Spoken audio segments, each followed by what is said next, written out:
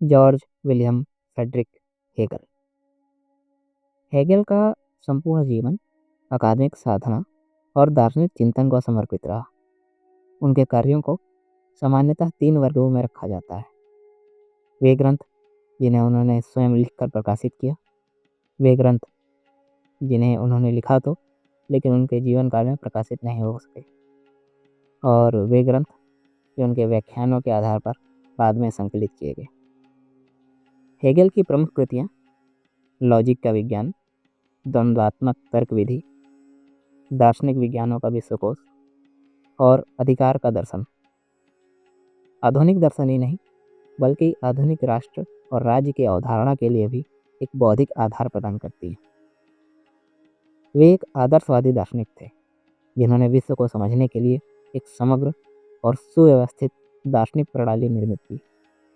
अन्य दार्शनिकों की तुलना में हेगल को समझना कठिन माना जाता है क्योंकि उनका दर्शन किसी एक सरल सिद्धांत पर नहीं बल्कि निरंतर गति, विरोध और विकास की प्रक्रिया पर आधारित है। वे पार्मेनिdes और स्पिनोजा से इस अर्थ में भिन्न हैं कि वे वास्तविकता को एक स्थिर और सरल द्रव्य के रूप में नहीं देखते। उनके लिए समग्र कोई जड़ सत्ता नहीं बल्कि एक जीवधारी के समान जटिल और गतिशील है। हेगल के अनुसार संसार माया नहीं है। संसार में जो वस्तुएं हमें अलग अलग दिखाई देती हैं ये पूर्णतः असत्य नहीं है बल्कि वे वास्तविकता की विभिन्न मात्राएं हैं। उनकी वास्तविकता उस समग्र में निहित है जिसके वे अंग हैं। यह समग्र अपनी पूरी जटिलता, गतिशीलता और आंतरिक संबंधों के साथ ही वह है जिसे हेगल परम या द एब्सोल्यूट कहते हैं। इस प्रकार हेगल का दर्शन हमें यह सिखाता है कि वास्तविकता को खंडों में नहीं बल्कि उसकी संपूर्ण प्रक्रिया और विकास के रूप में समझना चाहिए। सत्य किसी एक बिंदु पर नहीं बल्कि समग्र गति में निवास करता है। हेगल कहते हैं कि तर्क ही यथार्थ है और वही वास्तविक है जो तर्क संगत है। इसका अर्थ यह नहीं कि जो कुछ हमें तत्काल तर्क संगत प्रतीत होता है वही सत्य है, बल्कि यह कि यथार्थ की गहन संरचना स्वयं तर्कात्मक है। यथार्थ कोई अंधा, आकस्मिक या असंबंधित तथ्य समूह नहीं बल्कि एक ऐसी संरचित समग्रता है जिसे तर्क के माध्यम से समझा जा सकता है।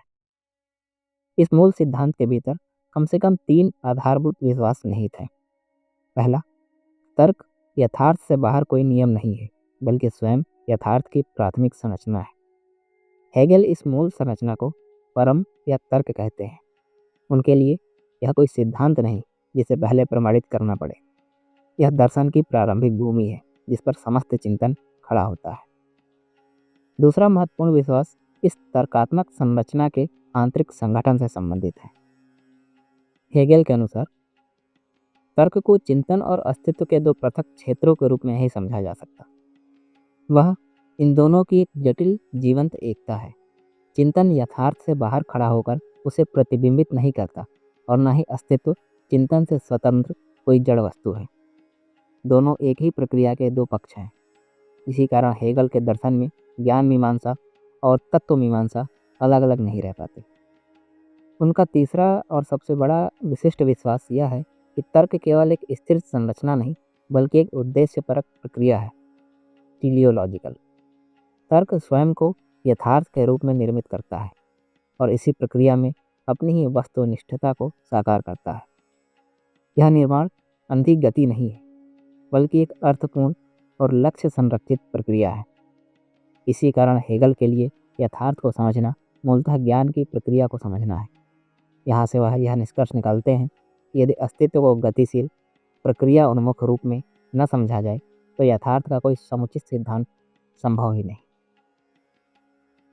हेगल इस पूरी प्रक्रिया को तर्क का आत्मज्ञान कहते हैं। इस सूत्र में उनके दर्शन के कई आयाम एक साथ समाहित हो जाते हैं। इसका पहला अर्थ यह है कि तर्क मूलतः गतिशील है। वह स्वयं को विकसित करता है, अपने भीतर अंतर विरोधों को जन्म देता है और उन्हें पार करता है। दूसरा अर्थ यह है कि यह विकास केवल बाहरी परिवर्तन नहीं बल्कि पहचान की प्रक्रिया है। तर्क स्वयं को अपने ही रूपों और अवस्थाओं में पहचानता है। इस दृष्टि से यथार्थ कोई पहले से पूर्ण वस्तु नहीं है जिसे तर्क केवल जान ले। यथार्थ स्वयं तर्क की इस आत्म साक्षात्कार की प्रक्रिया बनता है। इसलिए ज्ञान कोई बाहरी प्रतिबिंब नहीं, बल्कि उसी प्रक्रिया का एक क्षण है जिसके द्वारा यथार्थ स्वयं को प्रकट करता है। हेगेल के संपूर्ण जीवन का लक्ष्य यही था कि तर्क को केवल एक संज्ञानात्मक क्षमता के रूप में नहीं, बल्कि संपूर्ण यथार्थ की समग्रता के रूप में प्रस्तुत किया जाए। उनके लिए तर्क यथार्थ का आधार ही नहीं, बल्कि स्वयं यथार्थ है, अपनी समस्त जटिलता, गति और ऐतिहासिक विकास के साथ। The phenomenology of spirit and concept of absolute, आत्मा की प्रत्ययवादिता और परम की अवधारणा। हेगेल की कृति फेनोमेनोलॉजी ऑफ स्पिरिट, जो 1807 में छपी थी, एक निर्णायक कृति मानी जाती है। यह ग्रंथ किसी एक सिद्धांत का प्रतिपादन नहीं करता, बल्कि चेतना के अनुभवों के क्रमिक विकास के माध्यम से हेगेल की संपूर्ण दार्शनिक प्रणाली में प्रवेश करता है। इसे ठीक प्रकार से समझने के लिए इसे चेतना की यात्रा या अनुभव के इतिहास के रूप में देखना अधिक उपयुक्त होगा। इस ग्रंथ का मूल उद्देश्य सामान्य चिंतन को उच्चतर स्तर तक लेकर जाना है। हेगेल इस उच्चतर स्तर को अनुमानात्मक यानी कि स्पेकुलेटिव चिंतन कहते हैं। उनके अनुसार सामान्य या परावर्तनात्मक चिंतन विरोधों को अलग अलग पकड़ता है और उन्हें साथ रखने में असमर्थ रहता है। वह या तो एक पक्ष को चुन लेता है या दोनों को असंगत मानकर छोड़ देता है।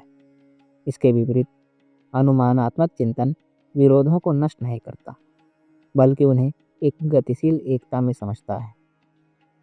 हेगेल के अनुसार तर्कशास्त्र का कार्य केवल नियमों का निर्माण नहीं है, बल्कि परावर्तनात्मक चिंतन की सीमाओं को तोड़ना है। इसका लक्ष्य चेतना को उस स्तर तक ले जाना है जहाँ वह विरोधों को अंतिम बाधा नहीं, बल्कि विकास के साधन के रूप में देख सके। आत्मा की प्रत्ययवादिता यानी कि फेनोमेनोलॉजी ऑफ स्पिरिट इसी संक्रमण साधारण चेतना से अनुमानात्मक तर्क तक का विस्तृत विवरण है। इस पूरी कृति के पीछे दो मूल विश्वास कार्य करते हैं। पहला यह कि चेतना का प्रत्येक ज्ञानात्मक संबंध इस रूप में समझा जा सकता है कि उसमें ज्ञान नामक विषय और सत्य नामक वस्तु के बीच एक संबंध स्थापित होता है। किंतु हेगेल के अनुसार इस संबंध की जांच आगे बढ़ने पर यह स्पष्ट हो जाती है कि जिसे हम वस्तु मानते हैं वह अंततः चेतना से पृथक नहीं है। कठोर अर्थ में ज्ञान हेगेल के लिए आत्मज्ञान है, चेतना का स्वयं से संबंध। इसी कारण आत्मा की प्रत्ययवादिता का आरंभ इंद्रिय निश्चितता से होता है। यह वह दृष्टिकोण है जिसमें चेतना यह मानती है कि वस्तु को सीधे बिना किसी मध्यस्थता के जान रही है। हेगेल दिखाते हैं कि यह दृष्टिकोण सबसे कम स्थिर है, क्योंकि इसमें किसी वस्तु के विषय में कोई भी सार्वभौमिक या सत्य कथन संभव नहीं होता। जैसे ही हम यह या यहाँ या अभी कहना चाहते हैं, वह तत्कालिकता टूट जाती है और सामान्यता प्रवेश कर जाती है। इस प्रक्रिया के दौरान एक गहरी अंतर्दृष्टि उभरती है। चेतना यह समझने लगती है कि जब वह किसी वस्तु की ओर उन्मुख होती है तो वह वास्तव में केवल किसी बाहरी वस्तु से नहीं, बल्कि स्वयं से संबंध स्थापित कर रही होती है। यही बिंदु चेतना को आत्मचेतना के रूप में रूपांतरित कर देती है। वस्तु का ज्ञान अंततः स्वयं को जानने की प्रक्रिया बन जाता है। इसके बाद ग्रंथ के शेष भाग में हेगेल उन विभिन्न रूपों का विश्लेषण करते हैं जिनमें चेतना स्वयं से संबंध स्थापित करती है। व्यक्तिगत स्तर पर, सामाजिक और ऐतिहासिक स्तर पर तथा तर्क और आत्मा के रूपों में। यह यात्रा संघर्ष, विघटन और पुनर्संयोजन से होकर गुजरती है। अंततः यह प्रक्रिया उस अवस्था पर पहुंचती है जिसे हेगेल परम ज्ञान कहते हैं। परम ज्ञान का अर्थ यह नहीं कि अब कोई नया तथ्य जान लिया गया है। हेगेल इसे अवधारणात्मक ज्ञान कहते हैं। इसका आशय यह है कि ज्ञान का विषय स्वयं को उसी वस्तु के साथ अभिन्न रूप में जान लेता है जिसे वह जान रहा है। जानने वाला और जाना जाने वाला अब पृथक नहीं रह जाते।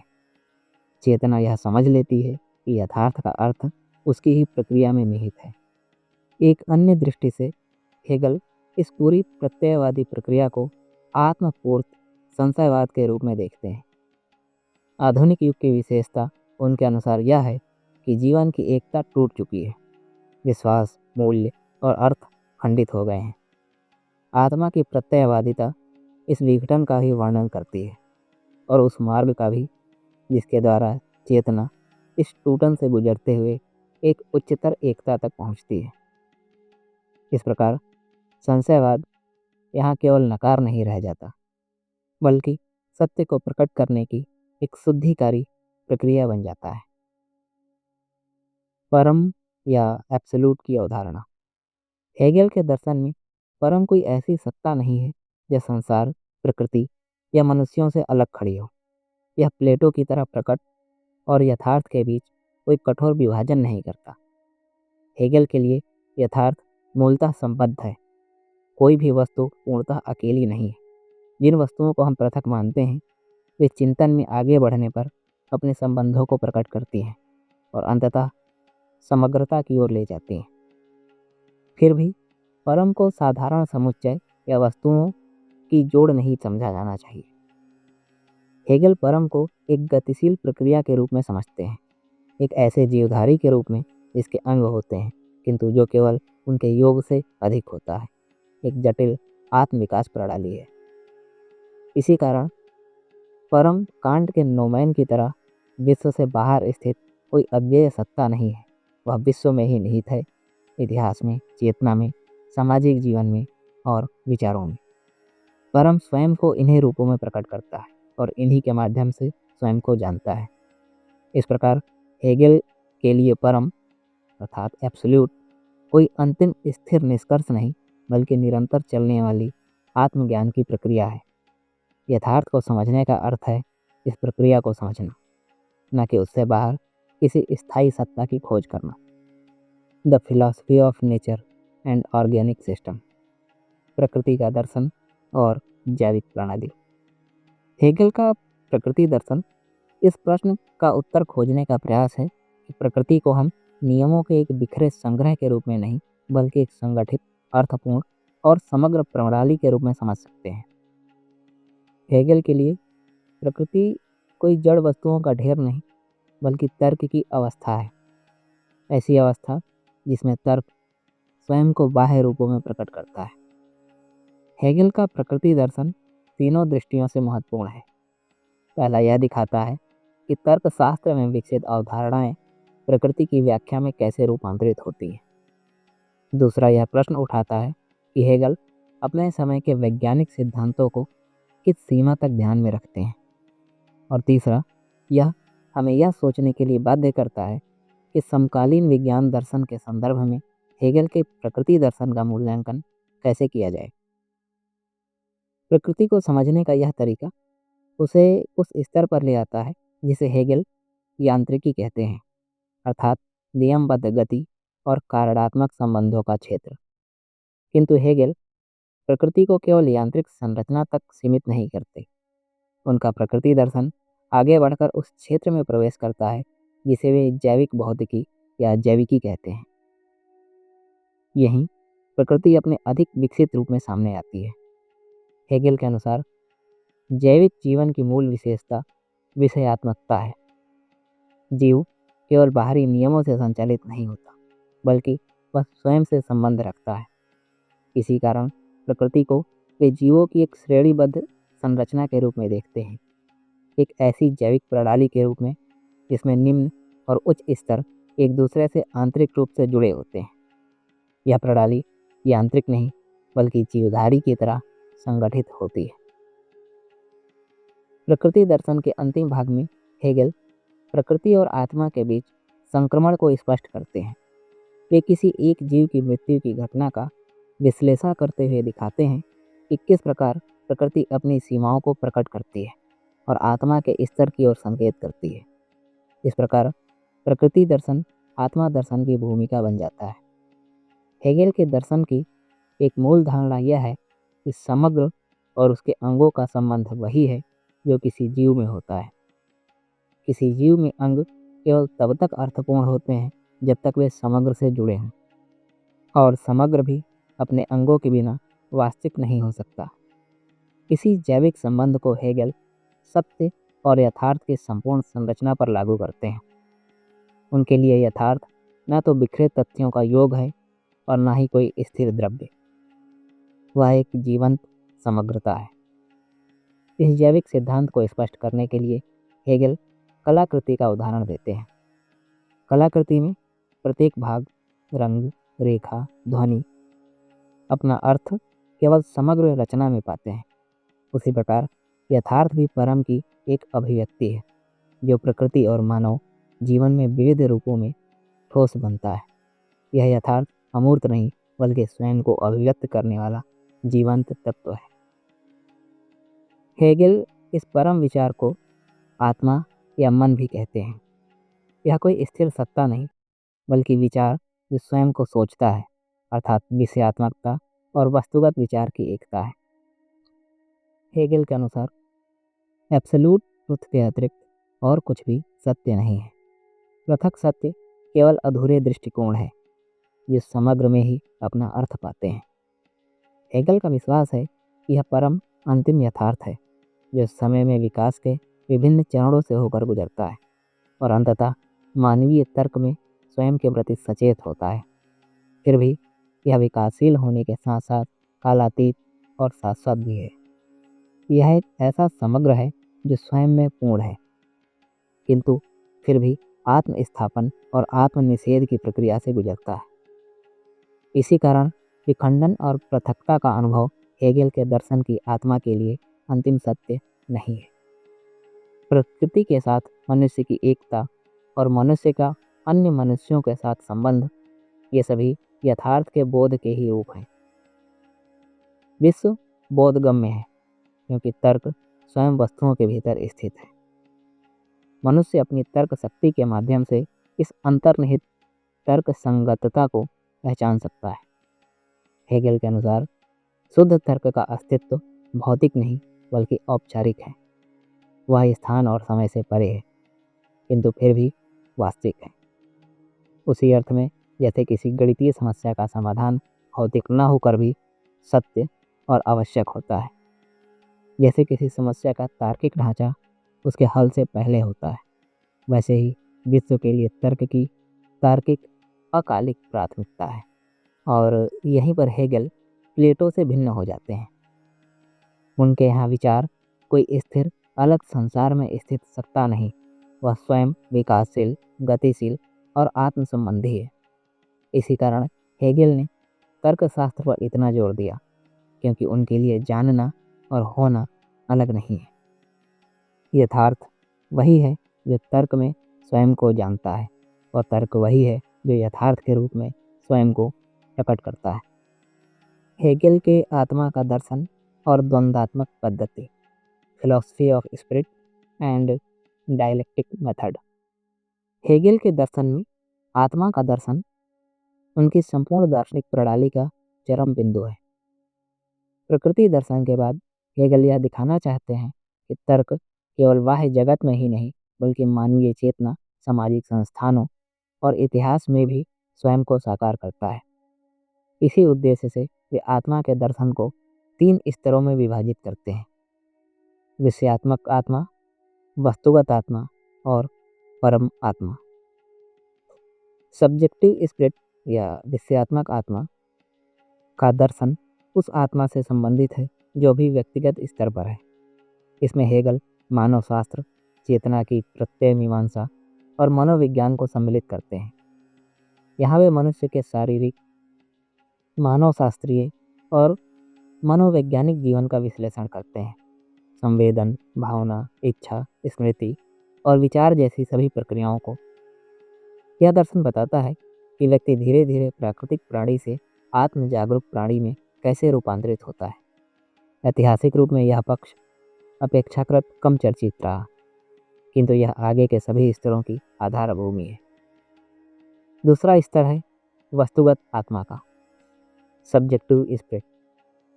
यहीं हेगेल का राजनीतिक और सामाजिक दर्शन केंद्र में आता है।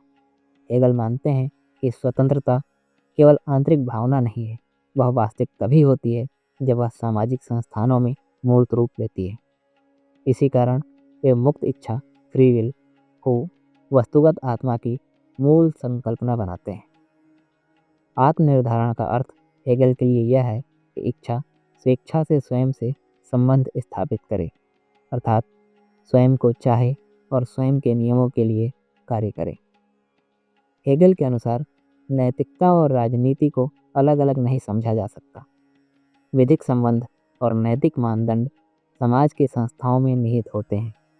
वे जिस अवधारणा को नैतिक जीवन कहते हैं वही मुक्त इच्छा का सत्य है, अर्थात मुक्त इच्छा वास्तव में जो है वह नैतिक जीवन में प्रकट होती है।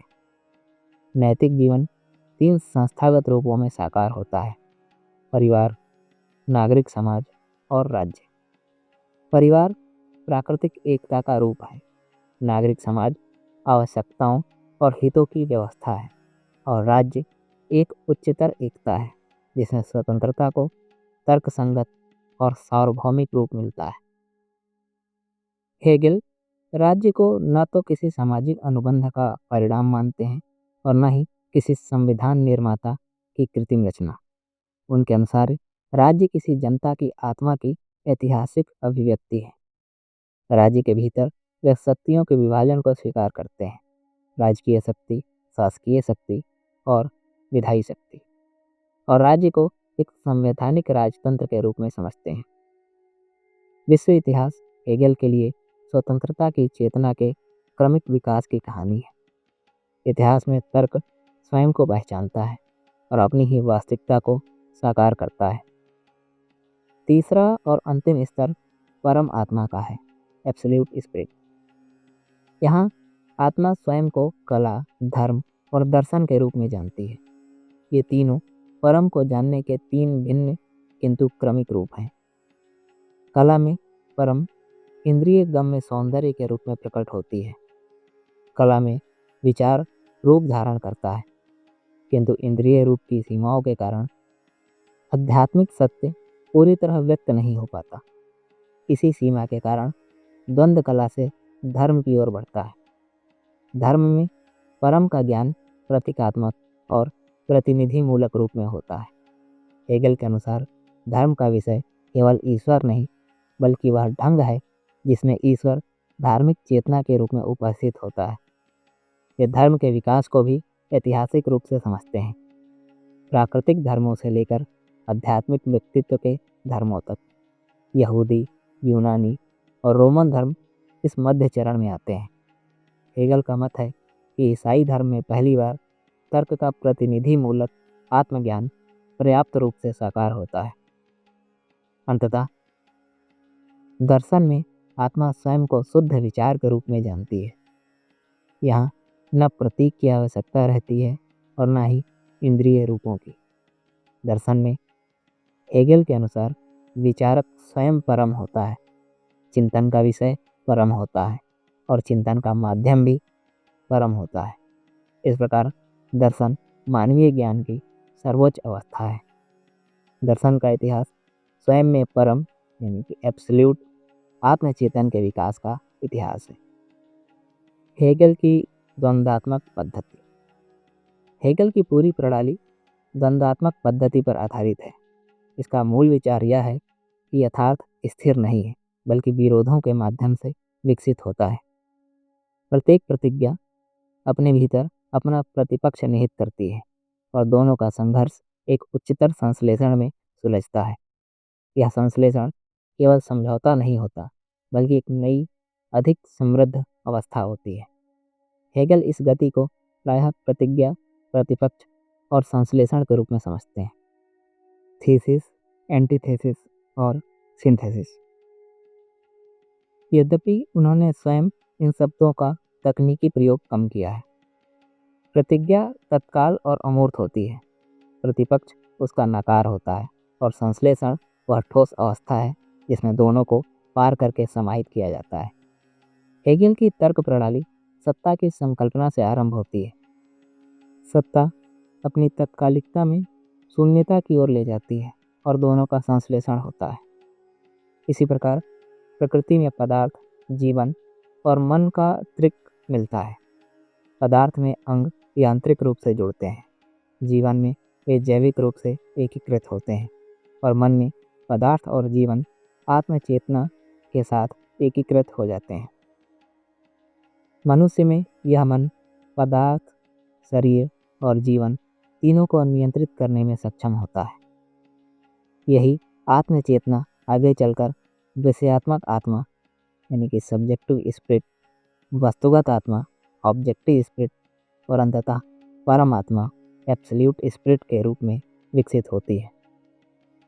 वस्तुगत आत्मा सामाजिक और राजनीतिक संस्थाओं में प्रकट होती है, जहाँ अधिकार, कर्तव्य और नैतिकता का द्वंद्व चलता है। अधिकार की संकल्पना संपत्ति, अनुबंध और दंडों के रूप में विकसित होती है और नैतिकता के साथ मिलकर सामाजिक यथार्थ की समृद्ध एकता बनाती है। कला, धर्म और दर्शन के क्रम में भी यही द्वंद्वात्मकता गति कार्य करती है। कला से धर्म और धर्म से दर्शन की यात्रा परम के प्रति चेतना की क्रमिक उपलब्धि है। दर्शन में यह यात्रा पूर्ण होती है, क्योंकि यहाँ परम स्वयं को शुद्ध तर्क के रूप में जानता है। इस प्रकार हेगल का दर्शन केवल एक बौद्धिक अनुशासन नहीं, बल्कि तर्क की आत्मयात्रा है। द्वंद्व के प्रत्येक चरण में मनुष्य परम की खोज करता है और इस खोज के माध्यम से स्वयं अधिक तर्क संगत और अधिक स्वतंत्र बनता जाता है। हेगल का योगदान। हेगल इस बात के प्रति आश्वस्त थे कि कांट का दर्शन अपनी ऐतिहासिक महत्ता के बावजूद दर्शन में अंतिम शब्द नहीं हो सकता। उनके अनुसार कांट का आलोचनात्मक दर्शन यथार्थ के विविध क्षेत्रों की सीमाओं को स्पष्ट करता है, किंतु वह यथार्थ का एक समग्र और एकीकृत सिद्धांत प्रस्तुत करने में असमर्थ है। हेगल के लिए दर्शन का वास्तविक लक्ष्य ऐसा सिद्धांत निर्मित करना था जो किसी एक मूल सिद्धांत से आरंभ होकर यथार्थ के सभी रूपों की क्रमबद्ध और तर्कसंगत व्याख्या कर सके। हेगल के अनुसार यथार्थ केवल भौतिक जगत तक सीमित नहीं है।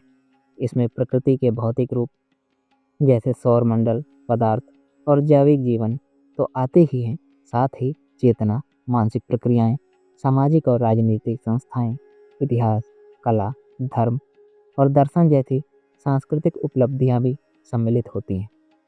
यथार्थ का कोई भी रूप ऐसा नहीं है जिसे दर्शन के दायरे से बाहर रखा जा सके। हेगल की महत्वाकांक्षा थी कि दर्शन इन सभी स्तरों को एक ही तर्क संगत संरचना में समझाए। इस समग्र व्याख्या का मूल सिद्धांत हेगल के अनुसार तर्क है। तर्क कोई ऐसा उपकरण नहीं जिसे मनुष्य यथार्थ पर आरोपित करता हो, बल्कि यह स्वयं यथार्थ की आंतरिक संरचना है। इसी आधार पर हेगल का प्रसिद्ध कथन सामने आता है कि केवल तर्क ही वास्तविक है और केवल वास्तविकता ही तर्क संगत है। चूंकि तर्क ही संपूर्ण यथार्थ है, इसलिए दर्शन का लक्ष्य यह नहीं है कि वह किसी बाहरी दृष्टिकोण से यथार्थ का वर्णन करे, बल्कि यह दिखाना है कि तर्क स्वयं को यथार्थ के रूप में कैसे पहचानता है। दर्शन हेगल के लिए तर्क के आत्मज्ञान की प्रक्रिया का सुसंगत विवरण है। इस प्रक्रिया को वे जैविक विकास के प्रतिमान के रूप में समझते हैं, एक ऐसी प्रक्रिया जिसमें सरल से जटिल, अमूर्त से ठोस और अंतर्निहित से स्पष्ट की ओर निरंतर गति होती है। इसी संदर्भ में हेगल जीवित जीव को एक महत्वपूर्ण उदाहरण के रूप में लेते हैं। जीव कोई यांत्रिक संयोजन नहीं, बल्कि एक ऐसी संगठित सत्ता है जिसमें प्रत्येक अंग का अर्थ समग्र योजना में निहित होता है। इसी प्रकार यथार्थ के प्रत्येक रूप, चाहे वो प्राकृतिक हो या सामाजिक, अपना अर्थ केवल समग्र संरचना में पाता है। इस दृष्टि से हेगल तर्क की संकल्पना और उसकी साकार प्रक्रिया के बीच भेद करते हैं। तर्क की संरचना का व्यवस्थित विवेचन उन्होंने अपने दार्शनिक तंत्र के प्रथम भाग में किया, जिसे वे तर्क विज्ञान कहते हैं। यहाँ तर्क के मूल तत्वों, सत्ता, सार, संकल्पना आदि की चर्चा की जाती है और यह दिखाया जाता है कि तर्क अपनी आंतरिक द्वंद्वात्मक गति के द्वारा स्वयं को विकसित करता है। इस संकल्पना की साकार प्रक्रिया को हेगेल अपने तंत्र के शेष 2 भागों में प्रस्तुत करते हैं, प्रकृति का दर्शन और आत्मा का दर्शन। प्रकृति के दर्शन में तर्क स्वयं को बाह्य रूप में प्रकट करता है और प्राकृतिक घटनाएं क्रमशः बढ़ती हुई जटिलता के रूप में सामने आती हैं। आत्मा के दर्शन में तर्क चेतना, समाज और संस्कृति के रूप में स्वयं को पहचानता है। राज्य, कला, धर्म और इतिहास ये सभी आत्मा के उन रूपों के उदाहरण हैं जिनमें तर्क अपनी पूर्णता की ओर अग्रसर होता है। इस प्रकार हेगल ने आदर्शवाद को एक अधिक व्यापक, सुसंगत और विश्वसनीय प्रणाली प्रदान की। उनका उद्देश्य संसार को बदलना नहीं, बल्कि उसे जैसा है वैसा समझना था और यह दिखाना था कि प्रत्येक वस्तु, प्रत्येक घटना और प्रत्येक संस्था के पीछे एक तर्क संगत संरचना कार्य कर रही है। उनके दर्शन में ब्रह्मांड किसी अंधे संयोग का परिणाम नहीं, बल्कि एक अर्थपूर्ण और समझने योग्य प्रक्रिया है। यहीं पर हेगल का आदर्शवाद जॉर्ज बर्कले के आदर्शवाद से मूलतः भिन्न हो जाता है। बर्कले एक अनुभववादी, ईश्वरवादी, आदर्शवादी होने के नाते यह मानते हैं कि ईश्वर संसार का सृष्टा है और उसका अस्तित्व सृष्टि से स्वतंत्र है। इसके विपरीत हेगल का आदर्शवाद तर्कवादी और पंथवादी है। उनके अनुसार परम कोई ऐसा ईश्वर नहीं जो संसार से बाहर खड़ा हो। परम या एब्सोल्यूट अपने जैविक एकत्व में स्वयं संसार ही है। संसार परम की अभिव्यक्ति है, न कि उससे पृथक कोई निर्मित वस्तु। हेगल के लिए संसार पूर्णतः वास्तविक है, यद्यपि उसकी वास्तविकता उसके भागों में नहीं, बल्कि समग्र की एकता में निहित है। यह समग्र कोई रिक्त या अज्ञेय सत्ता नहीं, बल्कि अपने अंतर संबंधों में तर्कसंगत, जीवंत और ज्ञेय है, यानी कि इसे जाना जा सकता है।